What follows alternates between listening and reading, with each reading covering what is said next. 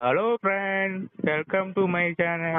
കാവ്യ മാധവൻ ഒരു ഇന്ത്യൻ ചലച്ചിത്ര നടിയാണ്. പ്രധാനമായും മലയാളം ചലച്ചിത്ര വ്യവസായത്തിൽ പ്രവർത്തിക്കുന്നവരാണ്. 1984 സെപ്റ്റംബർ 19 ഇന്ത്യയിലെ കേരളത്തിലെ നീലേശ്വരത്താണ് അവർ ജനിച്ചത്. 1991 പൂക്കളം വരവായി എന്ന മലയാള സിനിമയിൽ ബാലതാരമായാണ് കാവ്യ അഭിനയരംഗത്തേക്ക് വന്നത്. ദിലീപിനൊപ്പം അഭിനയിച്ച ചന്ദ്രനുദിക്കുന്ന ദിക്കിൽ 1999 എന്ന ചിത്രത്തിലെ മുൻനിര നടിയായി കാവ്യ വ്യാപകമായ അംഗീകാരം നേടി.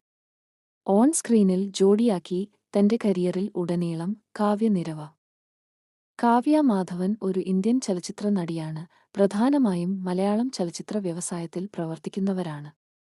1984 സെപ്റ്റംബർ 19 ഇന്ത്യയിലെ കേരളത്തിലെ നീലേശ്വരത്താണ് അവർ ജനിച്ചത്. 1991 പൂക്കളം വരവായി